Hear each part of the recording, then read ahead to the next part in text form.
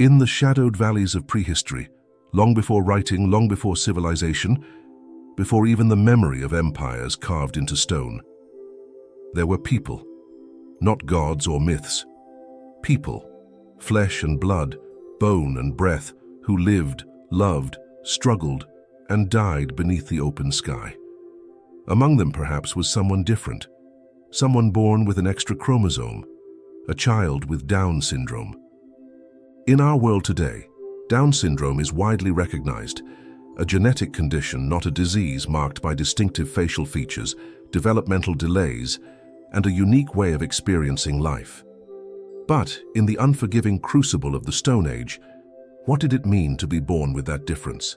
Could you survive, not in the relative safety of modern medicine and social support, but in a world where every day was a test of endurance, adaptability, and sheer will? This is not a question of fantasy. It is a question rooted in archaeology, anthropology, and the deeply human capacity for empathy. To begin, we must first understand the world we're entering.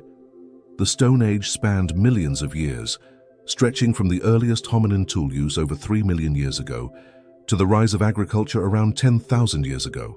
It was a time of brutal necessity, hunter-gatherer societies eking out survival in small, tightly knit groups, often just 20 to 50 individuals. Food was never guaranteed, weather could kill, and predators were everywhere. This was a world with no hospitals, no antibiotics, no therapists, no wheelchairs, no sign language schools, no words for disability. But there was something else, something older, deeper. There was family, and there was community. Still, we have to ask, could a child born with Down syndrome survive in this world? Could they contribute? Could they be accepted? Let's start with biology. Down syndrome occurs when someone is born with an extra copy of chromosome 21. It leads to various physical traits, shorter stature, low muscle tone, distinct facial features, as well as intellectual disability, typically mild to moderate. In the modern era, people with Down syndrome can live into their 60s or beyond and participate meaningfully in school, work, art, love, and friendship. But in prehistory, average lifespans were drastically shorter, not necessarily because people dropped dead at 30, but because infant and child mortality was extraordinarily high. If you made it to adulthood, you had a decent chance of living another 30 or 40 years. But for infants, especially those born with health complications, the odds were steep. A child with Down syndrome may have had difficulty suckling, may have had heart defects, may have developed more slowly, walking late, speaking late, if at all. All of this would have happened in an environment where survival depended on speed, strength, and group cohesion. So, was it even possible? Until recently, most scholars assumed the answer was no. But then, in 2023, something extraordinary emerged from the caves of northern Spain. Archaeologists unearthed the 100,000-year-old remains of a young girl. Her bones were buried deep in the Cima de los Huesos. The Pit of Bones, a cavernous burial site associated with archaic humans, likely ancestors of the Neanderthals. Her skull told a remarkable story. She had an unusually broad face, flattened nasal bridge and shortened base of the skull, traits consistent with Down syndrome, and she was not a newborn. She had lived for at least 6 years, maybe longer. Long enough for her community to notice her difference, long enough for them to carry her, feed her, protect her. Her presence challenged a deep assumption that Stone Age societies, with all their harshness, could not or would not care for someone with a significant disability. But they did. This girl had no ability to contribute to hunting. She likely couldn't gather. She may not have spoken in full sentences, and yet she lived for years. She wasn't abandoned. She wasn't left behind. Someone had to carry her through forests, across rivers, around fires, through winters. They didn't see her as a burden. They saw her as one of their own. That changes everything. It forces us to reconsider the humanity of people we so often render as primitive, savage, brutal. They were none of those things. They were us, and perhaps in some ways better than us. Today, a child with Down syndrome often faces systemic barriers, discrimination, and social exclusion. Yet over 100,000 years ago, A child with the same condition was carried through a world filled with lions, wolves, cold winds, and scarcity because she was loved. Still, a single case is not proof of a universal truth. That girl might have been the exception. Her group might have been unusually compassionate, or perhaps something deeper was at play, something about how early humans viewed difference and what it meant to be human. To explore that, we need to understand how ancient people related to care, disability, and survival. We need to look at other cases, other clues buried beneath layers of earth and time. We find them in Shanidar Cave in modern-day Iraq. Here, nearly 60,000 years ago, Neanderthals buried their dead, including a man known today as Shanidar I. He was blind in one eye, partially deaf, had a withered arm, crippled feet. He had been severely injured, possibly by trauma, possibly by accident, but had survived into old age. He could not have hunted. He could not have gathered. And yet, like the girl in Spain, he lived. For years. Someone had fed him. Someone had helped him move. Someone had cleaned his wounds, changed his bandages, listened when he spoke, if he could still speak. This is not the behavior of a cold, calculating, utilitarian species. This is the behavior of a community. So now, let's imagine, not the skeletal remains, but the real child. A little girl, perhaps, born in a small Cro-Magnon tribe 30,000 years ago. She has almond-shaped eyes and a gap-toothed smile. Her movements are slow, her words few. But she watches, she listens. She hugs her mother tightly when the winds blow cold. She laughs when the hunters return and dances by the firelight. Maybe she gathers berries with the other children. Maybe she becomes an expert at cracking nuts with stones. Maybe she sings songs, off-tune but joyful. Maybe she becomes a kind of talisman, seen as special, a bearer of spirit, of luck. Different, yes, but not discarded. Could you survive the Stone Age with Down syndrome? So far, the evidence whispers, yes, with help, with love, with community. But that was the child. What about adulthood? Could someone with Down syndrome grow up in that world? Could they navigate its dangers? Could they contribute in a way that others respected? To answer that, we need to go deeper, into the social fabric of ancient tribes, into the cultural values that predate religion, law, even language, into the mystery of why we care for those who can't always care for themselves, and how that may have shaped the evolution of humanity itself. What makes us human? Is it the size of our brains, the tools we craft, the ability to speak, to reason, to dream? Maybe. But there's another trait, older, quieter, harder to measure. Compassion, the willingness to protect the vulnerable, to share food with someone who cannot hunt, to carry someone who cannot walk, to love someone not for what they can do, but simply for who they are. This quality, we often think, emerged with civilization. But what if it's much older? What if, long before temples, cities, and kings, our ancestors had already discovered the power of care? To understand how someone with Down syndrome could survive the Stone Age, not just as a child but as an adult, we must ask how these ancient communities worked. What kept them together? What did they value? And most importantly, who mattered? In small bands of early Homo sapiens, everyone counted. There were no luxury roles. Each person had to contribute in whatever way they could. Survival was a collective act. But contribution didn't always mean hunting a mammoth or carving a spear. There were other forms of value. Teaching, watching over children, telling stories, weaving cord from plants, spotting edible herbs, warning of danger, offering comfort. These were tasks that didn't require speed or strength. They required presence, attention, intuition. Even today, many people with Down syndrome show strong social intelligence, empathy, emotional warmth, the ability to connect. In a small group fighting to survive, those traits could be vital. They could lift spirits, diffuse tension, hold people together when the cold crept in and food ran out.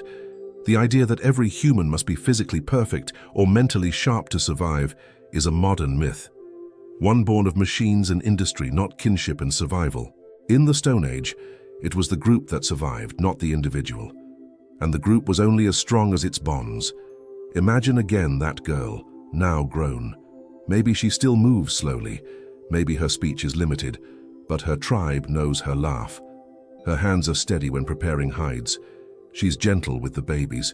She notices when someone is missing. She hums old melodies while others sharpen flint. She is not just accepted, she is known. And being known in any age is a kind of survival. But there's more than just speculation. In the archaeological record, we find repeated evidence of long-term survival in individuals who would have needed care. One man in France 7,000 years ago had advanced spinal degeneration. Another in Greece 9,000 years ago had severe hip damage. Both lived into adulthood. Neither could have hunted. Both were clearly supported. Even among Neanderthals, long dismissed as brutish or less intelligent, we see patterns of care. Injured individuals, elderly survivors, people who lived long after debilitating accidents. They weren't abandoned. This suggests something profound, that the capacity for compassion didn't arise after civilization. It came before it. It was the seed of it. But that still doesn't make life easy for someone with Down syndrome in a world without medicine. There would be danger always, not just from animals or accidents, but from hunger. Food scarcity was a constant threat. In such times, choices had to be made, sometimes painful ones. It would be naive to assume every child with a disability was always protected, always loved, always safe. But what matters is that some were. That even in the harshest environments, the instinct to care persisted. And that instinct may have shaped us as a species. Some scientists believe that our capacity for cooperation and empathy, far more than our muscles or tools, is what allowed Homo sapiens to outlast other human species. We bonded better. We shared more. We formed deeper social ties. We looked out for each other. And that brings us to an uncomfortable truth about modernity.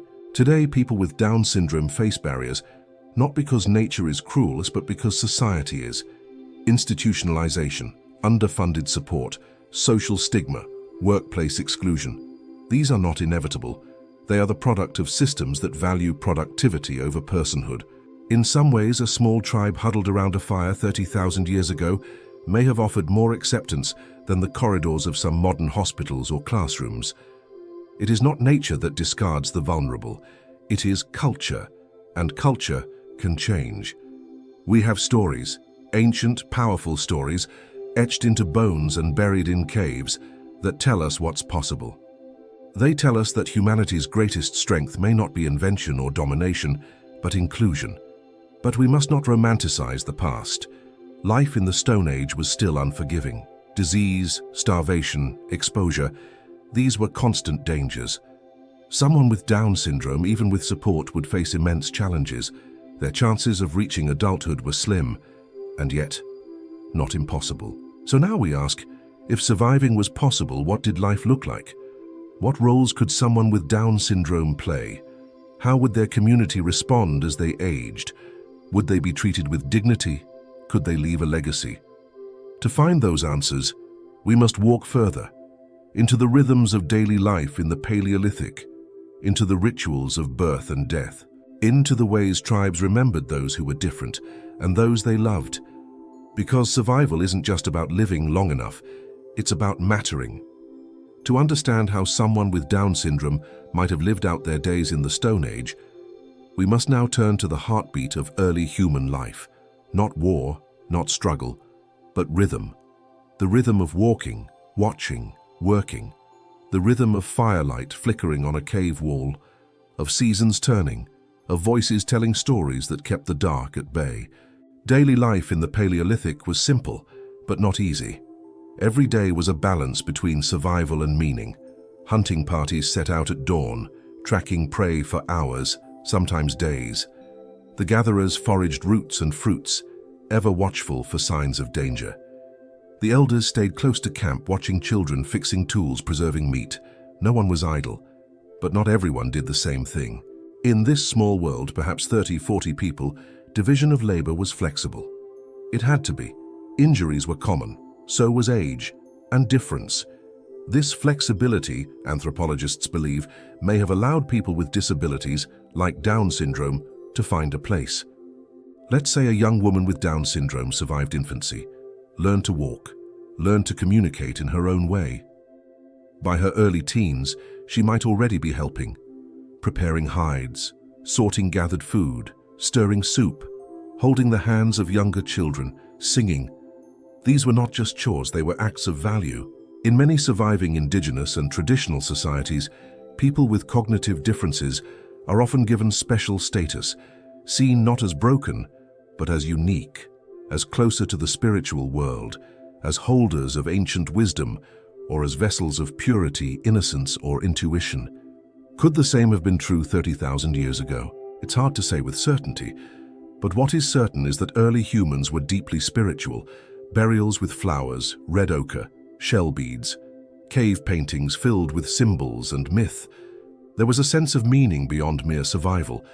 In such a world, someone with Down syndrome may have been seen not just as different, but as sacred. Consider the power of presence. People with Down syndrome often exhibit remarkable emotional clarity. They laugh freely, love openly, cry without shame. In a tribal society where connection was everything, where trust and loyalty meant life or death, those traits could make someone central to the social fabric. She might not have led the hunt, but she might have sat beside the wounded. She might have calmed a crying baby. She might have sung the same tune each morning, giving comfort through repetition.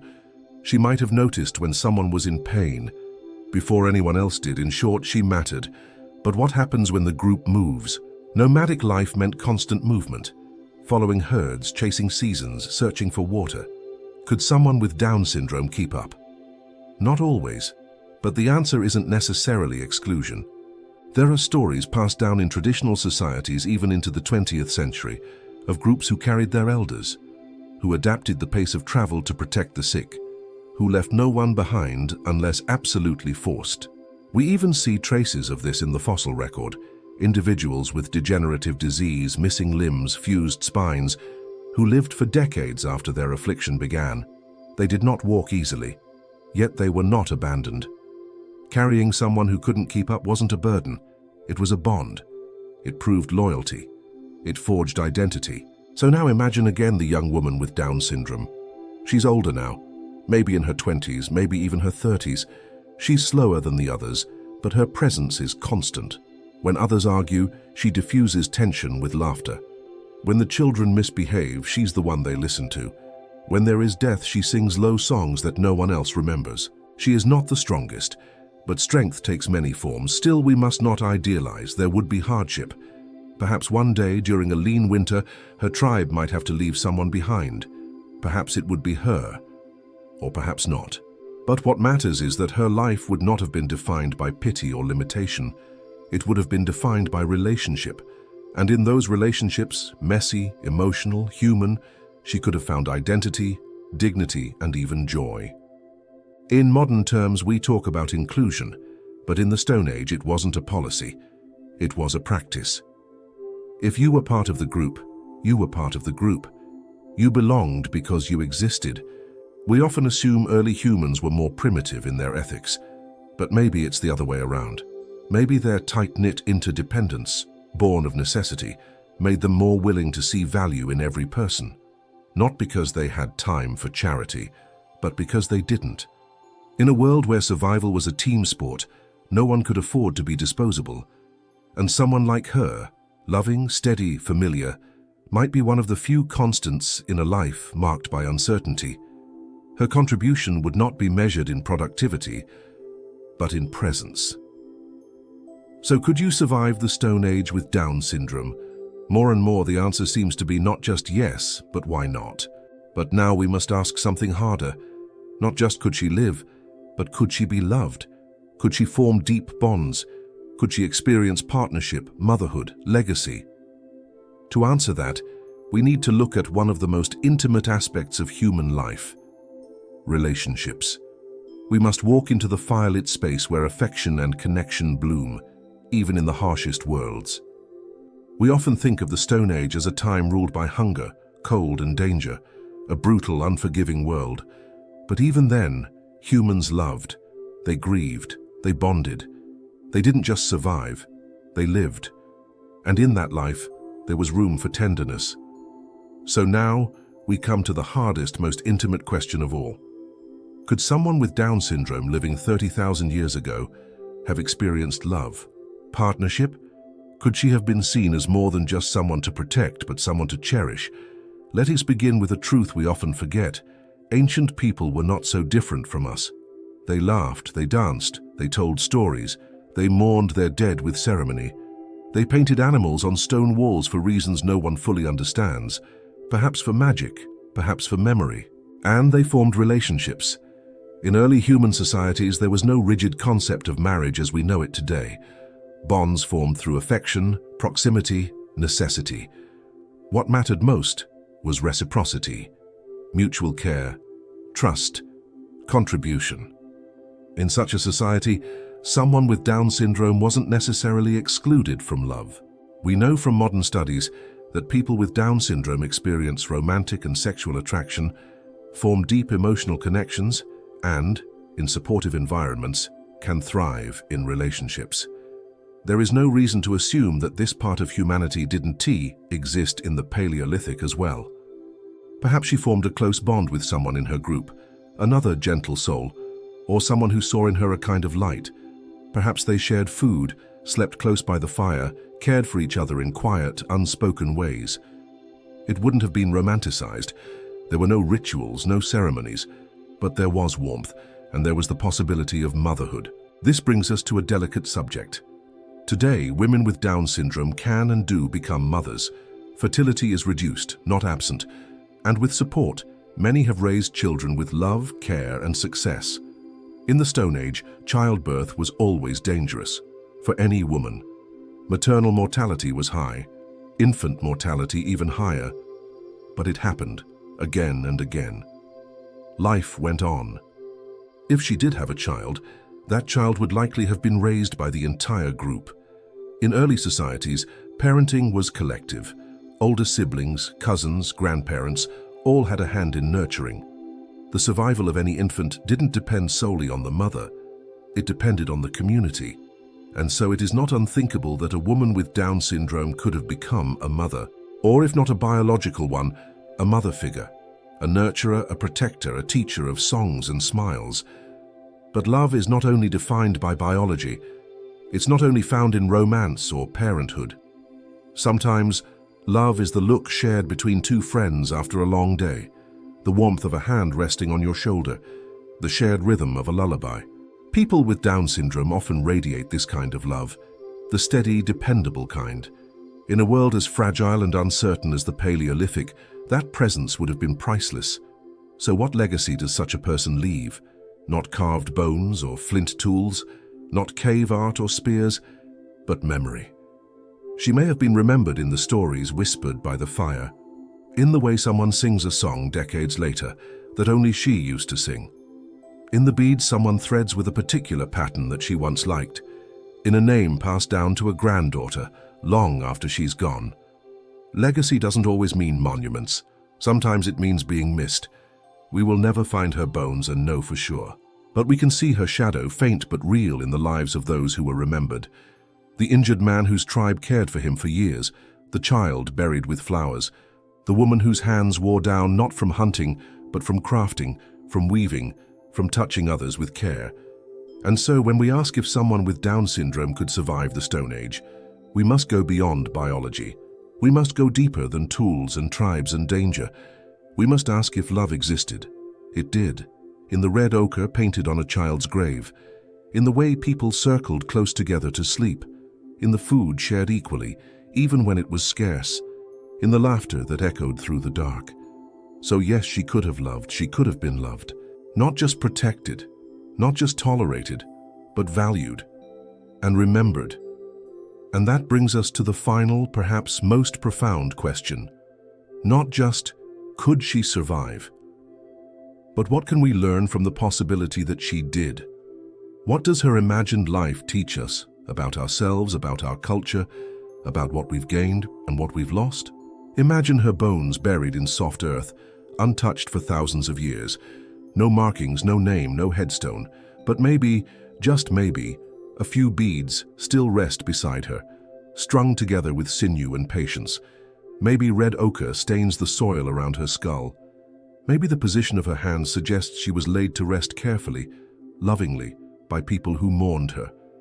We will never know her story, but the possibility of her life, what it means, what it reveals, reaches into our story. Because when we ask if someone with Down syndrome could survive the Stone Age, we're really asking something else. We're asking, what is a life worth? Is it worth only what it produces? Is it only valuable if it performs, earns, competes? Or is it enough to simply be? Our modern world is fast. It prizes intellect, efficiency, appearance. It often sees disability as something to overcome, cure, or hide. But the Stone Age, in all its brutality, had something our world sometimes forgets: slowness. A pace that made room for imperfection. A rhythm that allowed each person to find their place, not by outcompeting others, but by weaving themselves into the fabric of the group. If someone stumbled, they were lifted. If someone couldn't speak, they were listened to differently. If someone was different, they were still human. Today, people with Down syndrome are often underestimated, sometimes excluded, often infantilized. And yet, when given support, they build rich lives, full of work, love, friendship, creativity, and contribution. The question isn't whether they can survive in our world. The question is whether our world is built to support what they offer. Because if a woman with Down syndrome could survive the Stone Age, live, love, contribute, be remembered, it's not because the world was kinder then. It's because her group chose to make space for her. They chose to carry her, to value her. And that choice is still ours. Every culture, every era decides who is seen as worthy, as whole, as beloved. We like to imagine we've progressed, become more enlightened, more inclusive. And in some ways we have. Medicine, education, laws, all have opened doors once locked. But progress is not just measured in science or wealth. It's measured in how we treat each other. Are we patient with difference? Do we design systems for every kind of mind? Do we see beauty in ways that don't conform? These are not just ethical questions. They are survival questions. Because the strength of a group, whether a Paleolithic tribe or a modern society, is measured not by how it treats its strongest members, but its most vulnerable. There's something else too, something harder to name. When you spend time with people who have Down syndrome, you begin to notice a different kind of presence, their way of being that is not rushed, that values touch, laughter, repetition, a deep attentiveness to emotion, to connection. In our loud, relentless age, this way of being can feel like an ancient language, half forgotten, but still inside us. What if they are not behind? What if we are the ones who have strayed? The Paleolithic woman with Down syndrome may never have learned to throw a spear, but she may have known how to comfort the dying, how to entertain a restless child, how to remind people, simply by existing, that not everything has to be earned to be valuable. In some ways, her survival, if it happened, would be one of the most human stories of all. Because it would prove that long before cities and schools and hospitals, humans had already discovered something essential, not how to conquer nature, but how to care for each other. So, could you survive the Stone Age with Down syndrome? Yes, not easily. Not without struggle, but yes. With a tribe that saw your worth, you could live. You could be loved. You could belong. And if that was possible then, in a world lit only by fire and stars, what excuse do we have now? Maybe the question isn't just whether someone with Down syndrome could survive in the past. Maybe the real question is, can we survive the future without the compassion they remind us to practice? In the end, this has never been a story about one person. It's not only about a girl who may have lived and died in a Paleolithic camp, whose bones hint at something quiet and extraordinary. It is about the kind of people we used to be, and the kind of people we still have the power to become, because her survival, if it truly happened, would not have been a miracle. It would have been a choice, a collective decision made by a group of early humans to see her not as a burden, but as one of their own. A child worth feeding, a presence worth protecting, a person worth keeping close, even when times were hard. That choice, made tens of thousands of years ago, speaks louder than any fossil or artifact ever could. It tells us something about the human spirit that history books often forget. It tells us that long before medicine, before governments, before organized religion or written law, People already understood the quiet strength of compassion, to carry someone who can't carry themselves, to wait for someone who walks more slowly, to offer food to someone who might not be able to hunt. These are not signs of weakness. They are the foundations of humanity. The woman with Down syndrome who may have lived in that prehistoric village was not kept alive by accident. Her life would have required extra effort. It would have taken more food, more patience, more care.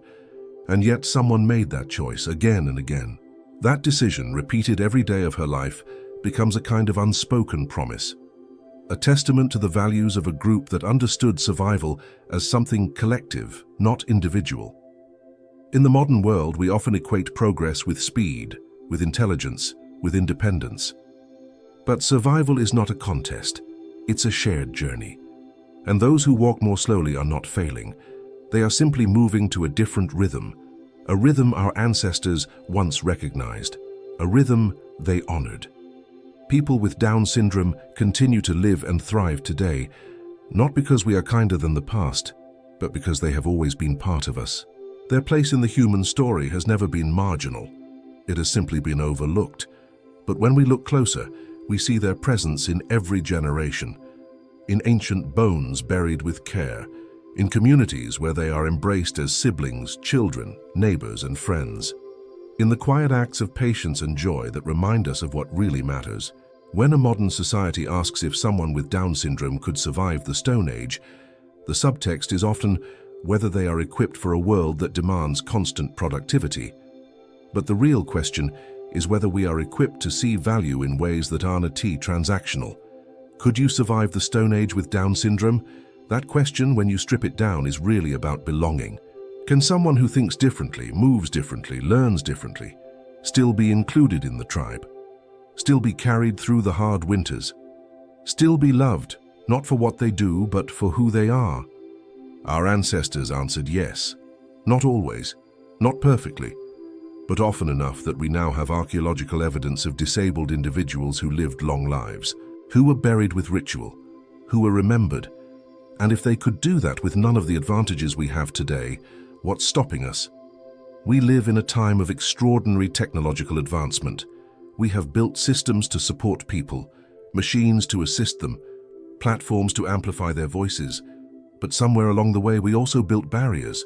We drew invisible lines between able and disabled, between useful and dependent. The Paleolithic girl never knew those lines. Her people didn't measure her worth that way. They looked at her and saw a member of the group. They saw someone who smiled, who felt, who needed them. And that was enough. That is still enough. If anything, it's more than enough. Because what she offered, presence, emotion, connection, is what we now crave in a world that too often feels disconnected and cold. There is a lesson in her survival that has nothing to do with disability and everything to do with humanity. She reminds us that we are not only defined by our intelligence or our strength or our speed. We are defined by how we care for those who cannot repay us. We are defined by our willingness to make room for difference, for slowness, for lives that don't fit the mold. And when we do that, when we choose to carry someone, not because they can keep up, but because we can't bear to leave them behind, we aren't just helping them survive, we are helping ourselves become more fully human. Her story, whether recorded in stone or written in our imagination, continues to echo for a reason. Because we need it. Because we are still deciding who gets to belong. Because we are still learning that survival means more than endurance. It means carrying each other. Especially when the path is hard, especially when the nights are long, especially when the world forgets what we once knew so well. She was not a footnote in history. She was part of its foundation, and she still is.